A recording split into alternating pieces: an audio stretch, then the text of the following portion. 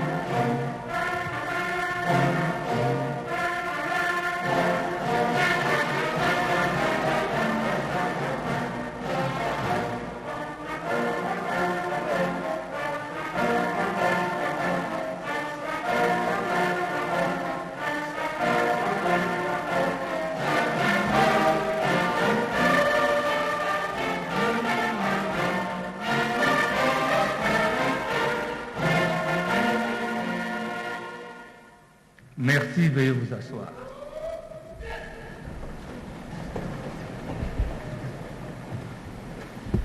Honorable présidente de l'Assemblée nationale, le protocole vous prie très respectueusement de procéder à l'ouverture solennelle de la session ordinaire de septembre 2020.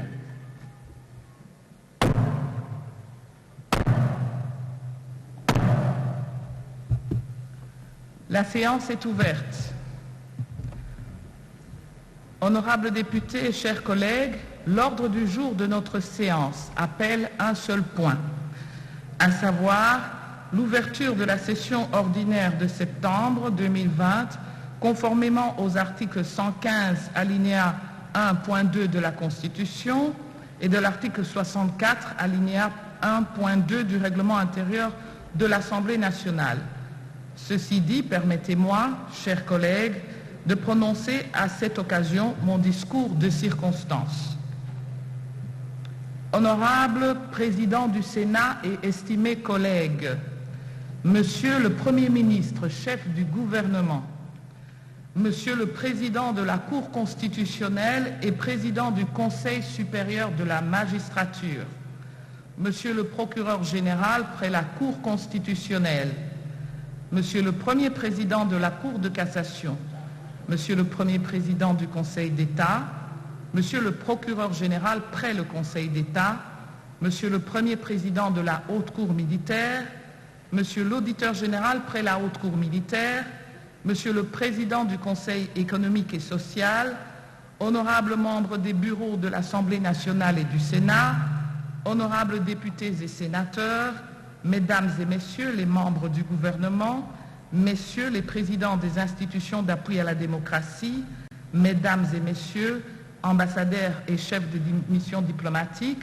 Mesdames et Messieurs représentants du système des Nations Unies et des organisations internationales, Messieurs les représentants et chefs de confession religieuse, Mesdames et Messieurs les officiers généraux et supérieurs des forces armées et de la police nationale de la République démocratique du Congo, Mesdames et Messieurs les membres du bureau de l'Assemblée provinciale de Kinshasa, Monsieur le gouverneur de la ville de Kinshasa, Madame la bourgmestre de la commune de Lingwala, distingués invités en vos titres et qualités respectifs, sans oublier nos agents, Mesdames, Mesdemoiselles et Messieurs, comme de tradition et conformément aux articles 115 de la Constitution et 64 de son règlement intérieur, l'Assemblée nationale ouvre ce mardi 15 septembre sa deuxième session ordinaire de l'an 2020. Au nom des honorables députés nationaux, du bureau de l'Assemblée nationale et au mien propre, je souhaite une cordiale et chaleureuse bienvenue à toutes celles et à tous ceux qui ont accepté d'honorer l'Assemblée nationale en rehaussant de leur présence cette cérémonie de rentrée parlementaire. Aux honorables députés qui reviennent de leurs vacances parlementaires auprès de leurs électeurs, je tiens à rappeler la quintessence de l'article 137 de notre règlement intérieur qui stipule un dépôt de leur rapport dans les 15 jours au bureau de l'Assemblée nationale de l'ouverture de la session ordinaire. Une commission spéciale et temporaire les exploitera utilement durant la session. En liminaire de mon propos de ce jour, je voudrais rappeler à l'auguste Assemblée, ainsi qu'à nos distingués invités, qu'au cours des vacances parlementaires qui viennent de s'achever, la République démocratique du Congo a été frappée par plusieurs événements malheureux ayant semé la mort parmi nos compatriotes. Il s'agit notamment des actes de barbarie auxquels les populations de plusieurs contrées de la République démocratique du Congo ont été exposées, et en particulier nos compatriotes de Béni au Nord Kivu, d'Irumu en Ituri, dont 58 personnes massacrées lâchement par des groupes terroristes ADF et autres, opérant dans la partie est de la République, ainsi que par l'éboulement incroyable dans une mine d'or à Kamituga dans le sud Kivu, occasionnant une 50aine de morts.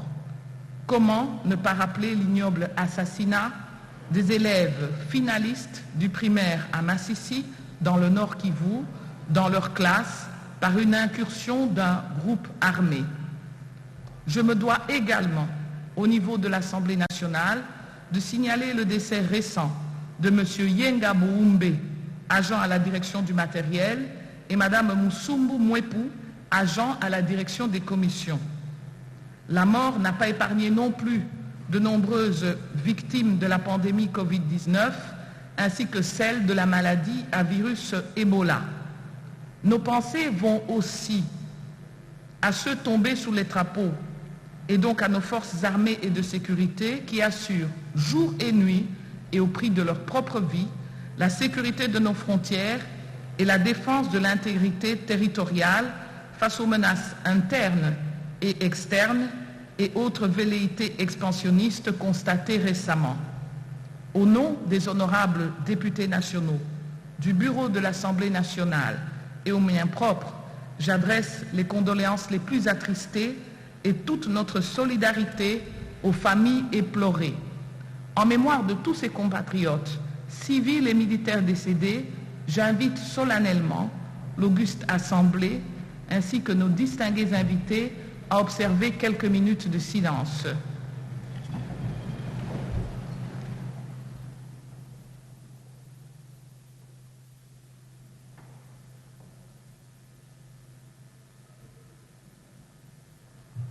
Je vous remercie.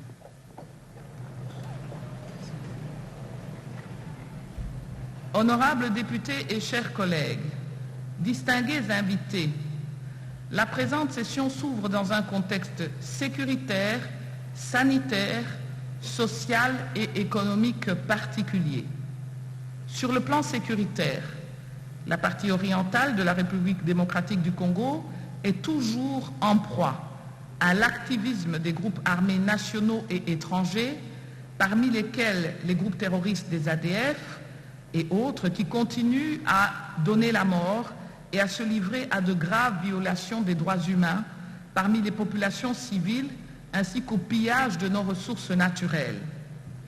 Cette image choquante de l'incursion en pleine journée et en pleine ville des miliciens de la Codeco dans la ville de Bunia, encore fraîche dans nos mémoires, est symptomatique de la précarité sécuritaire dans laquelle vivent nos compatriotes de certaines zones du pays, plus particulièrement ici, dans la province de l'Ituri, qui connaît une résurgence malheureuse de la violence armée après l'avoir vaincue il y a une dizaine d'années.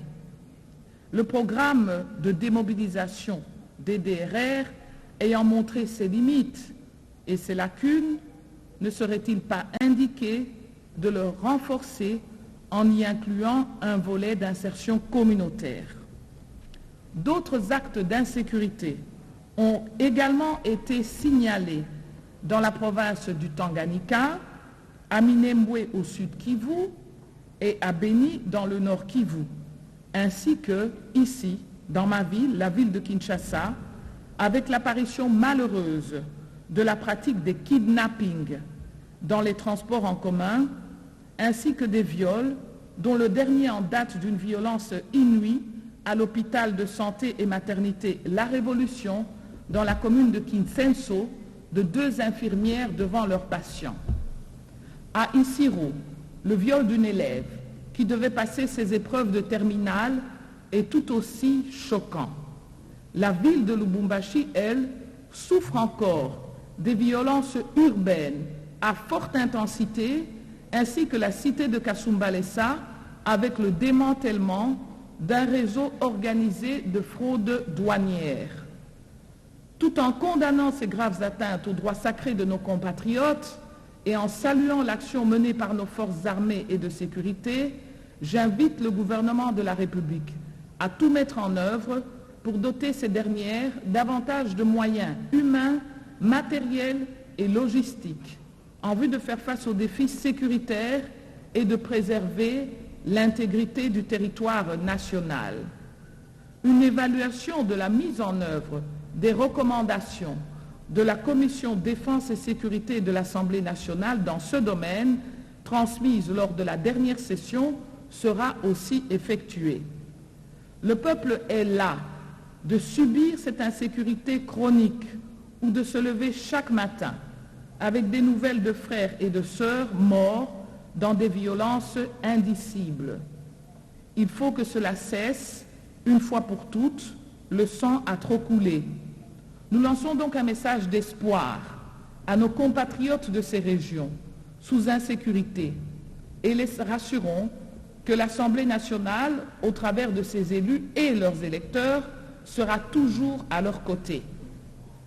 Honorables députés et chers collègues, distingués invités, sur le plan sanitaire, le monde est sérieusement ébranlé par la pandémie du Covid-19, avec près de 29 millions de cas déclarés et 925 000 décès. La situation épidémiologique en République démocratique du Congo renseigne à cet égard que sur 10 292 cas confirmés, 9 501 cas de guérison, 531 cas actifs et 260 cas de décès ont été constatés. À cet effet, bien que la tendance soit baissière et rassurante, et l'état d'urgence sanitaire levé par son Excellence Monsieur le Président de la République depuis le 22 juillet 2020, j'exhorte la population congolaise à continuer à observer les gestes barrières pour lutter contre la propagation de cette pandémie. C'est le lieu de rendre un hommage appuyé au gouvernement mais particulièrement aussi au personnel soignant, public ou privé, national de cette riposte, en première ligne dans cette rude lutte contre un virus dangereux pour leur sens d'abnégation et leur professionnalisme. Cette évolution rassurante du virus du Covid-19 en RDC ne doit pas faire oublier que notre pays fait face à la 11e épidémie d'Ebola depuis le 1er juin 2020. Le cumul des cas est aujourd'hui de 118 cas, dont 112 cas confirmés et 6 cas probables en Équateur. Au total, il y a eu 48 décès et 52 survivants d'Ebola. Actuellement, 12 zones de santé sur les 18 que compte la province de l'Équateur sont touchées par l'épidémie de maladies à virus Ebola.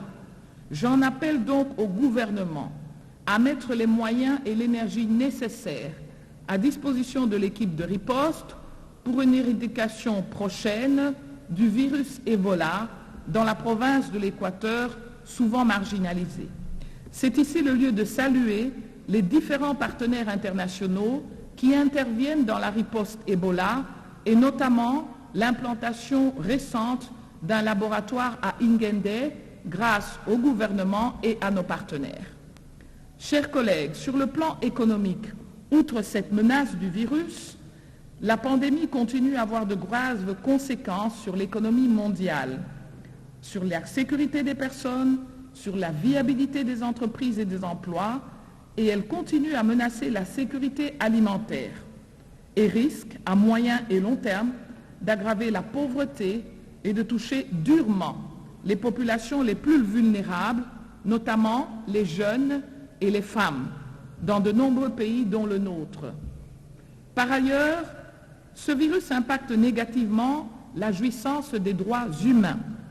Selon les rapports de plusieurs institutions crédibles, en cette période de crise sanitaire et à la suite de la fermeture des établissements scolaires, nombre d'enfants sont davantage victimes de violences physiques, sexuelles et psychiques.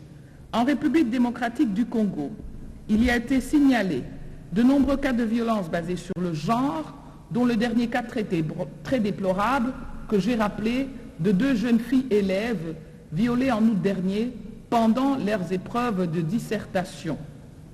Au-delà de ces violences, il sied de faire remarquer le foisonnement dangereux d'un discours de haine dans notre société. En effet, un déferlement d'intolérance et de violence engendré par la haine est en train de devenir une réalité bien trop familière depuis un certain temps dans notre pays. Ainsi, les médias sociaux sont exploités pour véhiculer ces discours incendiaires qui deviennent finalement des armes au service d'intérêts discutables.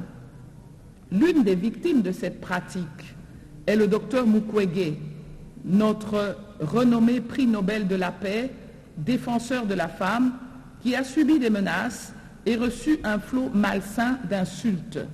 Nous condamnons fermement ces pratiques d'un autre âge, appelons le gouvernement à veiller à la sécurité de cet emblème de notre paix, ce valeureux Congolais,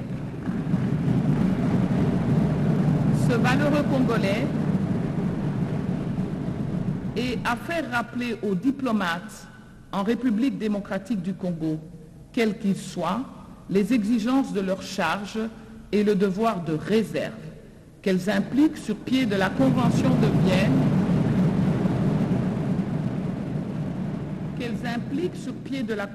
de Vienne, quant aux relations diplomatiques qui interdit toute ingérence dans les affaires intérieures de l'État accréditaire.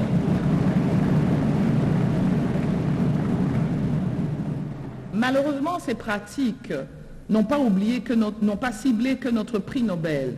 Votre humble serviteur est depuis aussi un certain temps la cible privilégiée de ces discours de haine qui touchent à la dignité de la femme congolaise, provenant d'officines bien identifiées, parfois en toute impunité, de certains protecteurs judiciaires et des responsables de ces structures.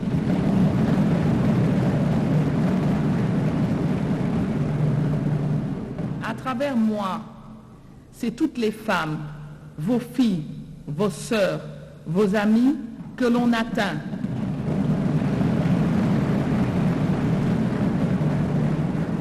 Mais c'est aussi l'institution que je préside et que l'on dévalue. C'est une violence verbale et politique qui, si elle n'est pas condamnée, si elle n'est pas arrêtée, peut être le prélude aux violences physiques observées ça et là.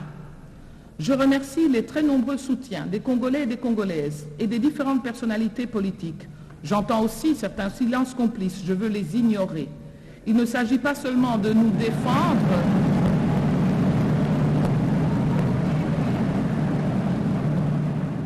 il ne s'agit pas seulement de... Non, pas de polémique.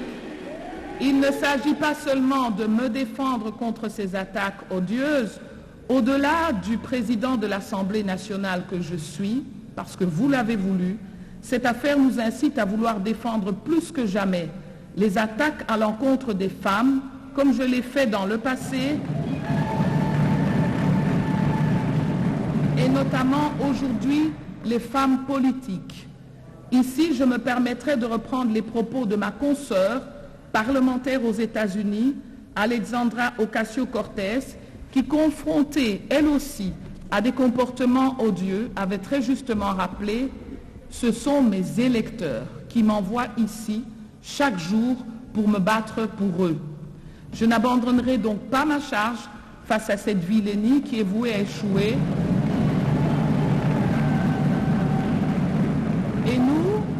Et nous, Assemblée nationale, devons demeurer fermes et sereins, montrer le cap à nos populations dans la sérénité. Nous devons combattre avec la dernière énergie cette haine qui est descendue sur la place publique et qui fait planer une ombre menaçante sur notre humanité commune. J'en profite pour rappeler au gouvernement son devoir de faire respecter également l'inviolabilité du siège du Parlement et l'immunité parlementaire, ainsi que la dignité de la qualité d'élu national.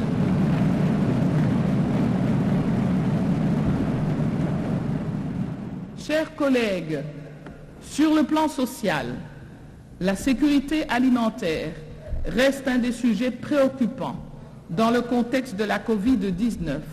Selon rapport de la FAO sur les perspectives de récolte et situation alimentaire, rapport de juillet 2020, 44 pays, dont 34 en Afrique, continuent d'avoir besoin d'une aide alimentaire extérieure.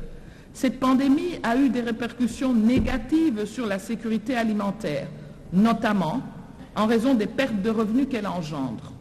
Toujours selon ces estimations, environ 13 millions de personnes en République démocratique du Congo seraient en situation d'insécurité alimentaire grave, dont la plupart habitent dans des zones à forte concentration de personnes déplacées à l'intérieur du pays, notamment dans les provinces de la partie orientale du Congo, où la sécurité reste précaire et où les ménages sont confrontés à un accès très difficile à la nourriture.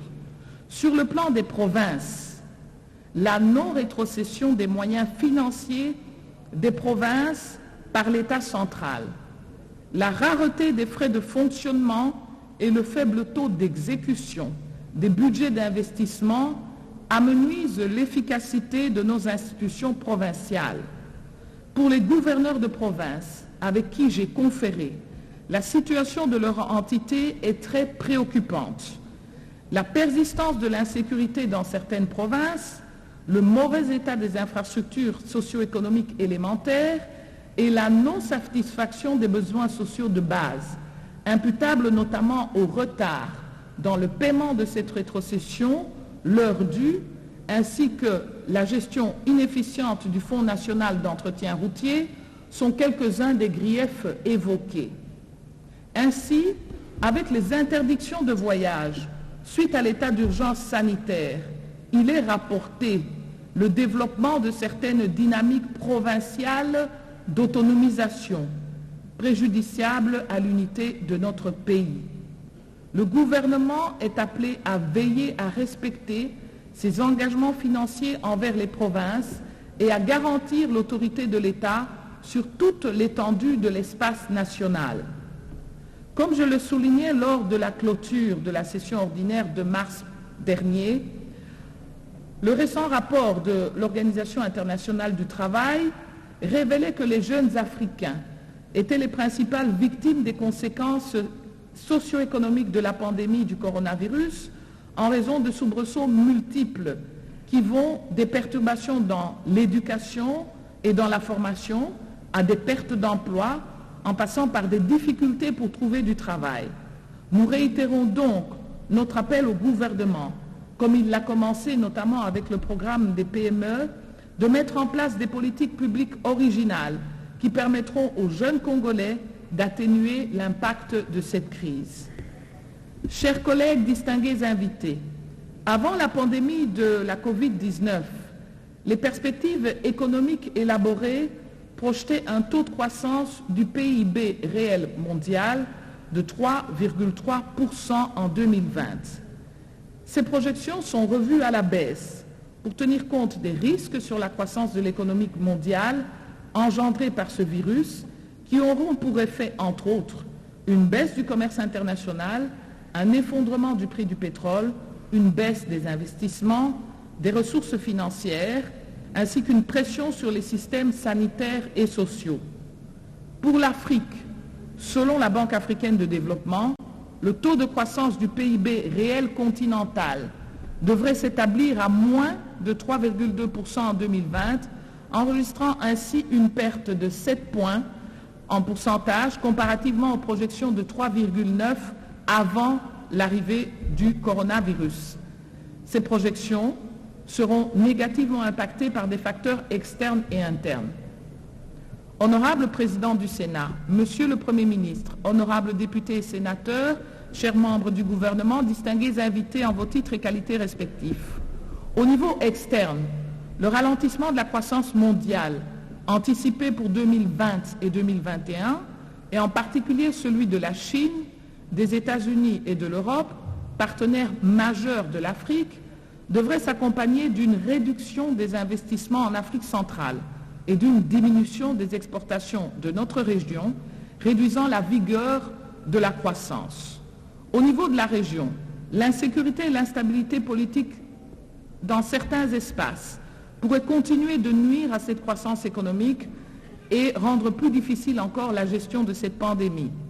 Au niveau national, le secteur privé congolais a été durement touché par l'expansion de cette pandémie. En effet, il ressort de la seconde édition du rapport publié par la FEC se rapportant aux effets de cette pandémie, il ressort de ce rapport que près de 76% des entreprises en RDC ont enregistré une baisse sensible de leurs revenus, et tandis que près de 36% ont déclaré des difficultés à honorer leurs impôts.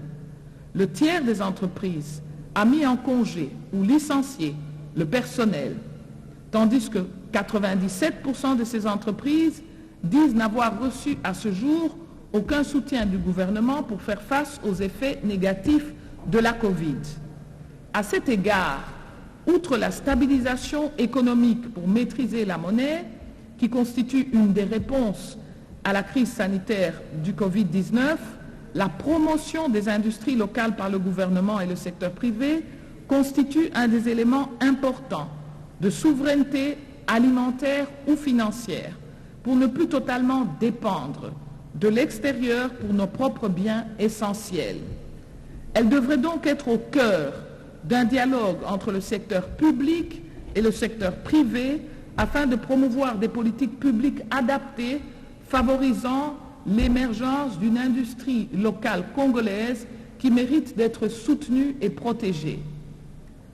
Honorable Président du Sénat, Monsieur le Premier ministre, honorables membres du bureau de l'Assemblée nationale du Sénat, honorables députés et sénateurs, messieurs et mesdames les membres du gouvernement, distingués invités en vos titres et qualités respectifs. Anticipant sur les conséquences sanitaires, sociales ou économiques créées par cette pandémie, l'Assemblée avait, par sa décision du 9 juin 2020, mis en place une commission multisectorielle chargée de l'évaluation de l'impact des mesures prises par le gouvernement pour lutter contre cette pandémie. À l'issue de son rapport, le 19 juin 2020, l'Assemblée avait approuvé et transmis au gouvernement des recommandations formulées sur tous les plans en vue de faire face à cette pandémie. Au cours de cette présente session, l'Assemblée procédera en toute responsabilité à l'évaluation de l'état de la mise en œuvre par le gouvernement de ces recommandations. Honorables députés et chers collègues, distingués invités, après ce survol rapide du contexte sécuritaire, sanitaire, social et économique, je rappelle que la session ordinaire qui s'ouvre ce jour est avant tout, de par la volonté du constituant, une session budgétaire. Dès lors, priorité sera accordée à l'examen et au vote du projet de loi des finances de l'exercice 2021, qu'il revient au gouvernement de déposer au bureau de notre Chambre dans le respect des délais requis par la Constitution et la loi du 13 juillet 2011 relative aux finances publiques. À ce sujet, l'article 84 de la loi prévoit le projet de loi portant reddition de comptes du dernier exercice clos, y compris les documents prévus aux articles 81 et 82 de la dite loi, est déposé à l'Assemblée nationale au plus tard le 15 mai de l'année suivant celle de l'exécution du budget auquel il se rapporte. J'attire également l'attention particulière de l'exécutif sur le fait que l'article 87 de cette loi subordonne l'examen du projet de loi des finances de l'année au vote préalable de la loi portant reddition des comptes de l'exercice clos. J'invite donc le gouvernement à faire la diligence nécessaire en ce qui concerne le projet de loi portant reddition de comptes de l'exercice 2019. Aussi donc, au cours de la présente session, nous examinerons le rapport contenant les observations de la Cour des comptes sur le projet de loi portant reddition des comptes de la loi des finances de l'exercice 2019. En outre, suite aux conséquences de cette pandémie sur notre économie, il était prévu le dépôt par le gouvernement d'un collectif budgétaire au cours de la session ordinaire de mars 2020. Lors de la réunion Parlement-Gouvernement datée d'hier, le 14 septembre 2020, Son Excellence, Monsieur le Premier ministre Sylvestre Ilunga, accompagné des ministres compétents, a promis de présenter au Parlement cette loi des finances 2020 révisée et nous y veillerons. Chers collègues, l'examen du projet de loi des finances de l'exercice 2021 intervient dans un contexte économique international et national plein de défis. En effet, au cours de sa réunion du 10 septembre dernier, la Banque centrale du Congo a examiné les perspectives économiques qui peuvent influencer l'orientation de la politique au cours des prochains mois. Au plan international, elle relève que la conjoncture est restée marquée par la réouverture quasi généralisée des activités économiques à travers le monde après l'étape du Covid-19. Il faut noter que le préjudice de ce virus, doublé de l'affrontement commercial entre les États-Unis et la Chine, va continuer à peser sur les perspectives économiques jusqu'à la fin de l'année. La relance des investissements dans le capital humain et physique, ainsi que la redistribution des ressources en faveur des secteurs plus productifs, semble être la voie que devraient explorer les décideurs politiques. Concernant l'évolution des cours mondiaux des matières premières, dont nous dépendons, ils se sont globalement inscrits en hausse au mois d'août dernier, suite aux effets combinés de contraction de l'offre et d'un relèvement de la demande mondiale impulsé par la reprise de l'économie chinoise. Au plan national, les dernières estimations de la croissance économique à fin juin 2020 signalent une contraction de l'économie congolaise de l'ordre de 1,7%. Sur le marché des biens et services, on note une décélération du rythme de formation des prix du mois d'août, tandis que pour ce qui est des finances publiques, les opérations au mois d'août se sont clôturées avec un déficit de 20 milliards de francs congolais. Sur le marché des changes, on a d'abord observé une grande volatilité, quoique atténuée récemment par une légère appréciation de la monnaie nationale pour la première fois depuis le début de l'année en cours, suite à des mesures restrictives prises par la Banque centrale et le gouvernement.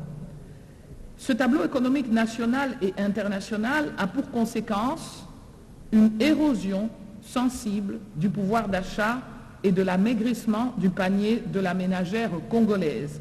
qui subit donc de plein fouet les conséquences du Covid-19. Chers collègues, après l'ouverture de la présente session, j'ai eu le privilège d'échanger avec certains honorables députés nationaux de retour de vacances parlementaires et les représentants du patronat congolais. Dans cet élan et en application de notre mot d'ordre dans la proximité à l'écoute du peuple, nous avons aussi eu des discussions fructueuses avec plusieurs groupes représentatifs des forces vives de la population congolaise. Et il ressort de ces échanges avec les milieux économiques que l'état actuel de notre économie est le résultat d'une configuration ancienne, marquée par une dépendance accrue vis-à-vis de l'extérieur, une diversification limitée et son ouverture basée sur la demande extérieure en matières premières et en offre de produits de première nécessité. En effet, soutenue particulièrement par le secteur minier, l'économie congolaise est restée fragile et non inclusive. Elle ne permet pas, dans les conditions actuelles, un développement économique et social durable de nos citoyens en raison justement de la nature extravertie des investissements engagés depuis des décennies. Par ailleurs, l'insuffisance ou la faible qualité des infrastructures de transport, d'électricité, des nouvelles technologies, de la communication pour soutenir et accompagner cette activité de production ne permettent pas de fournir au secteur privé, créateur d'emplois, les conditions idoines d'une croissance et d'une compétitivité de nature à changer la donne et le visage économique de la RDC. Chers collègues, au-delà de la mobilisation des ressources prévues dans la loi des finances de l'exercice 2020, notre pays devra donc adopter un nouveau paradigme courageux et ambitieux pour faire face aux conséquences du Covid-19 et relancer notre économie nationale. Nous comptons sur notre gouvernement parce que toute crise crée des opportunités nouvelles. La crise Covid-19 a constitué pour beaucoup d'États un réveil brutal de leur vulnérabilité et dépendance accrue à certains autres. À cet effet, j'exhorte donc le gouvernement de donner priorité dans la loi des finances à la poursuite de la politique de diversification de l'économie en s'appuyant sur des secteurs porteurs de croissance, notamment la relance du secteur agricole dans le milieu rural, la réhabilitation continue des routes de desserte agricole vaillamment engagées par le ministère du Développement rural, les mesures incitatives en faveur du secteur privé et l'amélioration continue du climat des affaires, la protection des investissements privés, le soutien aux petites et moyennes entreprises, ainsi que l'amélioration graduelle des mesures en faveur des couches les plus défavorisées pour améliorer le capital humain national. Dans le même ordre d'idées, j'invite l'exécutif à adopter et mettre rapidement en œuvre un plan de relance du secteur de l'agriculture, assorti d'un plan d'investissement conséquent et d'un coût de mise en œuvre sur les 5 prochaines années, en y associant le secteur privé et de rendre opérationnel le Fonds national de développement agricole institué par la loi 011/022 du 24 décembre 2011 portant principes fondamentaux relatifs à l'agriculture. L'agriculture est un des principaux secteurs porteurs de croissance, de création de richesses et surtout d'emplois pour une population jeune qui ne cherche qu'à servir et qui constitue plus de 70% de notre population. Ce plan d'investissement global, d'après certaines analyses, pourrait stimuler à long terme une croissance annuelle soutenue de plus de 6%, indispensable pour réduire la pauvreté en République démocratique du Congo et générer durablement des emplois et des revenus. De même, j'exhorte le gouvernement, dans le projet de loi des finances de l'exercice 2021, à prévoir des ressources suffisantes pour les projets de financement à impact rapide sur la production intérieure de denrées alimentaires de consommation courante pour tous les Congolais et leur acheminement dans les centres de consommation. Il en est de même des appuis budgétaires aux structures nationales de recherche agronomique. Pour la relance effective de notre économie, il est impérieux que le gouvernement travaille de plus en plus avec les différentes parties prenantes, avec le secteur privé, la société civile, qui sont des partenaires essentiels notamment dans la promotion et la vulgarisation des politiques publiques adaptées, favorisant l'émergence d'une industrie locale. Il est important aussi que le gouvernement veille à une simplification de son système fiscal, qui connaît près de 320 systèmes d'assiettes et de recouvrement entre l'État central et les provinces. Une clarification aussi sur les questions de la TVA à l'importation des denrées de base et des opérateurs miniers, une clarification des exonérations, ainsi que sur les mécanismes de contrôle des assujettis qui ne doivent pas prendre des allures de tracasserie semble nécessaire. Chers collègues, des échanges précités, mais aussi d'un sondage que nous avons fait en août 2020 auprès de nos compatriotes dans la ville de Kinshasa, il ressort que le débat politique est parfois loin d'adresser les préoccupations des Congolais. Les Congolais attendent de notre classe politique, dont les élus, l'examen et l'adoption de lois qui ont un impact réel sur leur vécu quotidien, sur leur social. En effet, nos compatriotes, dans la grande majorité, sont encore confrontés à des besoins existentiels.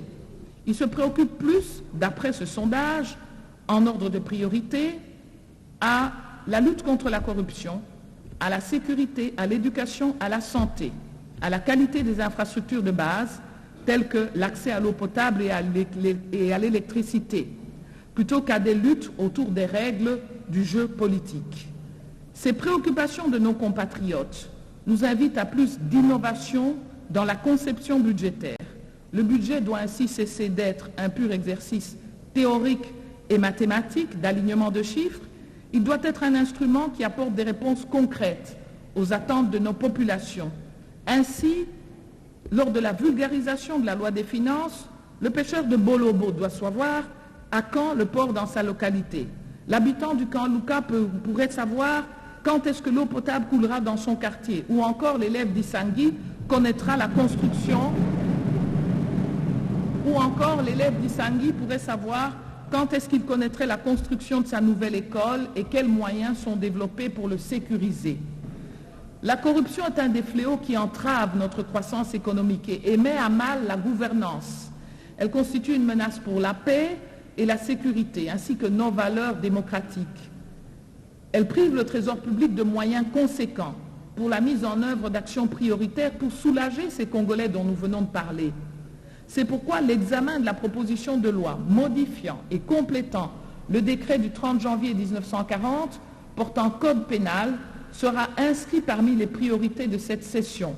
Cette initiative législative qui vise à renforcer les dispositions répressives contre la corruption s'inscrit dans le cadre de l'amélioration de la gouvernance et de la mise en œuvre des engagements internationaux pris par la République démocratique du Congo. Le Congo post-Covid-19 sera agricole ou ne sera pas. Comme je l'ai souligné plus tôt, le cap doit être mis sur notre souveraineté alimentaire, qui passe indubitablement par l'agriculture. Et dans ce sens, je ne fais qu'appuyer sur des engagements pris par le président de la République que nous saluons ici. Dans ce cadre, la proposition de loi modifiant et complétant la loi numéro 011/022 du 24 décembre 2011 portant principes fondamentaux relatifs à l'agriculture et qui est en examen en commission tripartite de notre Chambre devra être débattue en plénière pour donner les outils législatifs incitatifs à un agro-business congolais moderne. Honorables députés, chers collègues, outre l'examen et l'adoption de la loi des finances de l'exercice 2021, la présente session va également s'atteler à étudier certains projets de loi initiés dans le cadre de la mise en œuvre du programme du gouvernement. En cette période difficile que traverse notre pays, il nous semble nécessaire d'encourager les initiatives législatives susceptibles de promouvoir l'entrepreneuriat des jeunes et des femmes afin de résorber le chômage et le sous-emploi, tout en favorisant la promotion d'une classe moyenne congolaise et le développement de l'agro-industrie. Le réseau des jeunes parlementaires de l'Assemblée nationale qui nous a interpellés à ce sujet est mis à contribution pour des suggestions à faire au gouvernement sur ce point. En attendant le dépôt des initiatives législatives dans ces domaines et en application des dispositions de l'article 60 du règlement intérieur, Le Bureau soumettra incessamment à la conférence des présidents l'avant-projet de calendrier de nos travaux de la présente session. Ces quelques cas évoqués sont exemplatifs. Et donc à présent, permettez-moi de passer en revue quelques initiatives législatives qui figureront à notre calendrier des travaux, mais je le dis et j'insiste, c'est purement exemplatif. Ils sont le reflet de certains arriérés législatifs, notamment la poursuite de la réforme de la fonction publique, de la protection et de la promotion des droits de l'homme et des libertés publiques, de l'amélioration de la gouvernance et du climat des affaires, ainsi que la lutte contre la corruption. Et donc, pour évoquer ce chapitre législatif, sans rentrer dans le détail de chacune des lois, je m'en voudrais de ne pas féliciter tous les honorables députés nationaux qui ont déposé leurs propositions de loi jugées recevables et les rassurer que celles-ci feront progressivement l'objet d'un examen au cours de la présente session. Pour les collègues dont les initiatives législatives n'ont pu être jugées recevables pour l'une ou l'autre raison, je les félicite également et les encourage à procéder à la relecture de celles-ci en tenant compte des exigences de la Constitution et des recommandations leur formulées. Honorables députés et chers collègues, au cours de chacune de nos sessions parlementaires, nos compatriotes attendent de leurs élus l'exercice du contrôle parlementaire de la gestion des affaires publiques avec responsabilité et dévouement afin de veiller à ce que le gouvernement assure leur sécurité et la qualité dans la gouvernance que nous leur avons confiée pour une répartition équitable des richesses et une utilisation optimale des ressources du budget de l'État. Nous ne dérogerons pas à cette pratique, à cette exigence légale, et ainsi les honorables députés nationaux feront usage en toute responsabilité des moyens d'information et de contrôle mis à leur disposition par la Constitution et le règlement intérieur, en vue d'évaluer l'action menée par le gouvernement en cette matière. Chers collègues, toujours dans ce domaine du contrôle, l'Assemblée nationale procédera aussi à l'évaluation des nombreuses recommandations formulées à l'endroit du gouvernement à l'occasion de l'instauration de différentes commissions, que ce soit les commissions multisectorielles liées à la pandémie du Covid, que ce soit les rapports des commissions défense et sécurité, que ce soit les commissions environnement, tourisme et ressources naturelles, que ce soit les commissions infrastructures ou les commissions suivi et évaluation, pour ne citer que celles-là. Chers collègues, je ne peux aussi terminer mon propos sur le contrôle parlementaire sans rappeler l'importance que l'Assemblée nationale accorde à la promotion et à la protection des droits de l'homme, une des valeurs qui fondent un État de droit, ici comme ailleurs. Comme vous le savez, la situation des droits de l'homme en République démocratique du Congo mérite un regard suivi et continu. Dans le cadre de nos prérogatives, au travers de notre Commission nationale des droits de l'homme, nous procéderons à une évaluation périodique de l'état des droits de l'homme en République démocratique du Congo et de l'état de mise en œuvre de nos engagements internationaux en la matière. Chers collègues, ayant dit cela, je pense que quand nous parlons des droits de l'homme, nous faisons aussi appel aux institutions d'appui à la démocratie. Et par conséquent, nous inviterons les différentes institutions d'appui à la démocratie à venir échanger de façon formelle dans le cadre des institutions de la République, et ici l'Assemblée nationale, au travers de leur rapport d'activité, afin de permettre à notre Chambre de remplir les devoirs qu'impose la loi organique ainsi que notre règlement intérieur à ce sujet. Cet exercice sera bien sûr étendu non seulement au Conseil national des droits de l'homme, mais aussi à toutes les autres institutions d'appui à la démocratie, suivant le temps qui nous sera imparti dans le cadre de cette session budgétaire. Concernant la CENI notamment, il est demandé au gouvernement de consacrer une rubrique budgétaire conséquente, graduelle, pour la préparation des opérations préélectorales et électorales qui devront se tenir dans les délais prescrits selon le vœu du chef de l'État. Chers collègues, sur le plan de la diplomatie parlementaire, l'Assemblée nationale apportera sa pierre à l'édifice de la paix et de la stabilité de notre sous-région par le biais des missions parlementaires auprès de certains pays des Grands Lacs. Elle assurera en outre une bonne représentation du pays dans différents forums internationaux et africains qui se tiendront sous format de téléconférence. Au cours de cette session, au regard de l'article 217 de notre règlement intérieur, nous entamerons aussi le processus de création des groupes d'amitié avec les parlementaires d'autres pays amis. Ainsi, il sera demandé aux députés de se déterminer dans ce cadre. Nous nous réjouissons enfin des signaux positifs encourageants qui ont été marqués par certains partenaires désireux d'appuyer l'Assemblée nationale dans le cadre de son travail. Je cite ici le programme des Nations Unies pour le développement qui va appuyer notre commission PAJ. Nous nous réjouissons entre autres aussi des signaux positifs encourageants provenant du Royaume de Belgique, dont le plus récent est la réaction positive de ses autorités à restituer à la famille les restes de notre héros national, Patrice Emery Lumumba.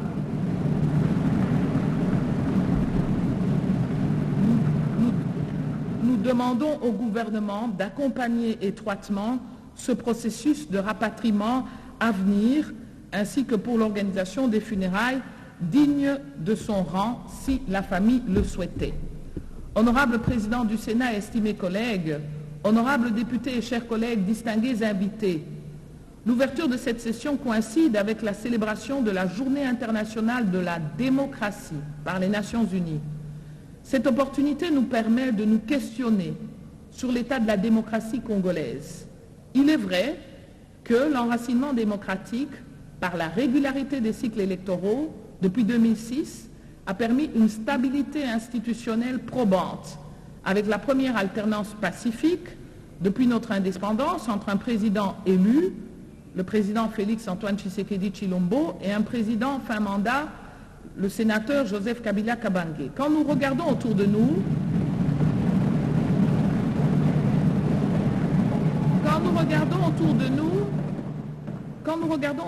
ou un peu plus loin, nous pouvons nous estimer fiers d'avoir accompli cette étape cruciale, tous ensemble, opposition comme majorité, il y a presque une année et demie. Cependant, comme une flamme, la démocratie a besoin d'être nourrie en permanence par des actes pertinents de consolidation, surtout provenant des dirigeants qui doivent prêcher par leur exemplarité dans l'exercice de nos fonctions. Il est donc important que dans cette longue marche vers une société démocratique congolaise moderne et un véritable état de droit, que nous réduisions l'écart entre nos discours et la pratique démocratique quotidienne, en posant des actes d'adéquation qui consolident la vitalité de notre démocratie et mettent toutes nos sensibilités à l'aise. L'état de droit étant défini comme un système institutionnel dans lequel la puissance publique est soumise au droit, fondé sur le principe du respect de ses normes juridiques, chacun étant soumis aux mêmes droits, que ce soit l'individu ou la puissance publique. Il est clair que tout Congolais a le vœu de se soumettre à cette réalité immuable. C'est le prix à payer pour la survie de notre jeune démocratie. Il est aussi contre-productif pour notre démocratie que certains acteurs puissent nourrir ou entretenir des crises dans l'objectif d'affaiblir les uns et les autres ou de se positionner seuls sur la scène politique. La culture démocratique congolaise ne le permet plus. Notre Constitution a pour pilier la collaboration institutionnelle, qui est le ferment du bon fonctionnement de notre système étatique. Et donc, je crois que notre histoire démocratique nous enseigne et nous allons nous y nourrir. Je lance aussi un appel à la classe politique entière à rejeter et condamner avec la plus grande fermeté cette dangereuse résurgence du repli identitaire sur la tribu, ce quant à soi dommageable qui semble se banaliser dans notre vécu quotidien du fait de certains intérêts politiques des uns ou des autres. Il est impérieux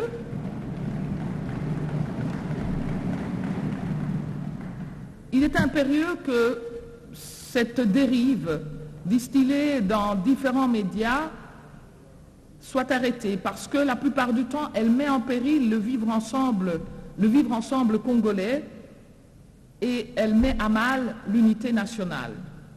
Je suis bien sûr Mbouza de Bumba, vous le savez, mais je me sens à l'aise comme chez moi à Kisantu. Mais je me sens à l'aise chez moi à Kisantu dans le Congo central, à Bunia dans l'Ituri, à Likasi dans le Haut-Katanga ou encore à Mbujimai dans ma belle famille, et je voudrais citer les 26 provinces de la République démocratique du Congo. Et comme le dit si bien notre charte fondamentale en son article 1er, la République démocratique du Congo est un État uni et indivisible, et il est crucial que dans notre façon de faire la politique et dans nos décisions, nous privilégions la nation, son unité dans sa diversité, et non pas nos tribus ou nos provinces. Il faut nous unir sur ce qui nous rassemble, sur nos principes fondamentaux, qui sont l'indépendance, la souveraineté, la laïcité de l'État, l'unité de la nation, la primauté et le bien du peuple congolais. Honorables députés et chers collègues, nous sommes dans cet hémicycle qui a pour vocation de servir l'intérêt général. C'est ce qui doit nous guider tous et toutes dans l'accomplissement de notre tâche au sein de cette institution. La double priorité de servir le pays et respecter nos compatriotes, quels qu'ils soient, en les écoutant, en leur proposant des solutions qui les aident à sortir de leurs difficultés et à combler leurs attentes et leurs espoirs. C'est ce qui doit jalonner l'exécution de nos mandats. Les préoccupations de nos concitoyens sont nombreuses et connues de tous. Je viens de vous citer le sondage d'août 2020 à Kinshasa, et notre seule mission est d'œuvrer à les satisfaire à travers les missions que nous confère la Constitution et notre règlement intérieur. C'est ce à quoi nous, les 500 députés, nous nous sommes engagés. C'est ce à quoi nous invitons les différentes sensibilités, élues ou non, de la République démocratique du Congo. Tâchons donc de nous hisser à la dignité et à l'exigence de la fonction. Qu'aucune stratégie de distraction ne nous détourne de notre mission. Nous devons rester déterminés à poursuivre avec dévouement le mandat de représentation des 80 millions de Congolais, car seule la satisfaction de ce peuple et son bien-être doivent prévaloir. Que Dieu bénisse la République démocratique du Congo. Fructueux travail à mes estimés collègues députés et sénateurs. Sur ce, je déclare ouverte la session ordinaire de septembre 2020 et je vous remercie, honorables députés, chers collègues.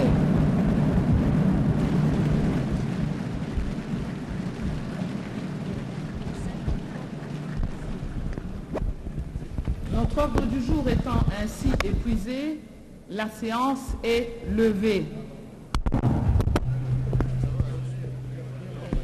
Pour la sortie, nous allons laisser sortir l'honorable présidente de l'Assemblée nationale.